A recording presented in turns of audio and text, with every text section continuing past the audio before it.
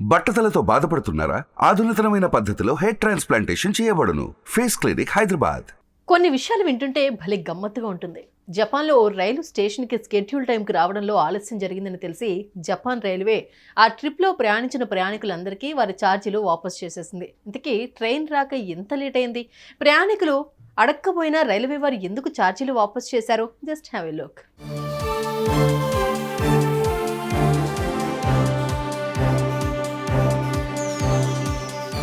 Land of the rising sun అన్న పేరును Japan దేశంలో రైల్వే వ్యవస్థ నిజంగా ఓ అద్భుతం. వందల కొద్ది కిలోమీటర్ల ప్రయాణాన్ని కూడా విమానంలో వెళ్లినంత స్పీడ్గా తీసుకెళ్తాయంటూ అక్కడి బుల్లెట్ ట్రైన్లు ప్రపంచవ్యాప్తంగా పేరుపడ్డాయి. చక్కటి టెక్నాలజీని ఉపయోగించడం ద్వారా అక్కడి రైలు ప్రయాణం ఎంతో సురక్షితంగా మారిపోయింది కూడా.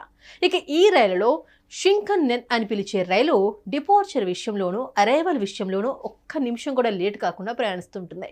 ఈ high speed rail ordinary class లో కూడా సీటింగ్ సిస్టమ్ చాలా సౌకర్యవంతంగా ఉంటుందట.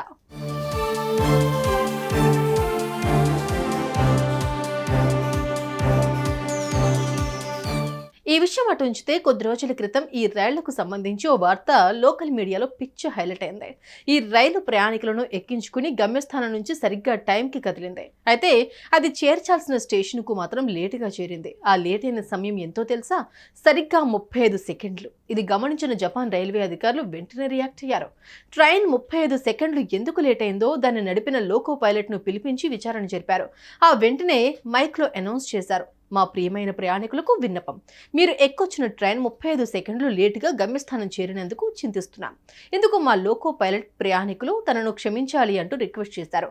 జరిగిందేదో జరిగిపోయింది, మరోసారి ఇలా జరగకుండా అన్ని జాగ్రత్తలు తీసుకుంటాం అంటూ ప్రయాణికులకు అక్కడి పబ్లిక్ సిస్టమ్ ద్వారా చెప్పారు. వారి ఫోన్లకు మెసేజ్లు పంపారు.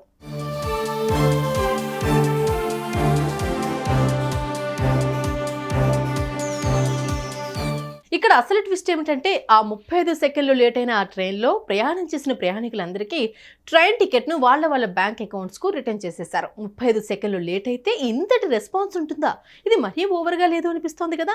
ఇలాంటి చర్యలతోనే జపాన్ రైల్వే ప్రపంచంలోని అత్యుత్తమ రైల్వేగా పేరు తెచ్చుకుంది. ఎంతో మంచి పేరు కూడా మూటగట్టుకుంది. జపాన్ రైల్వే తీసుకుంటున్న ఇలాంటి చర్యలు ఇతర దేశాల రైల్వేలకు చెప్పకుండానే ఏదో సందేశాన్ని చెప్పేస్తున్నాయి కదా. సుమన్ టీవీలో మీ పర్సనల్ అండ్ బిజినెస్ ప్రమోషన్స్ కోసం కింది నెంబర్కి కాంటాక్ట్ చేయండి.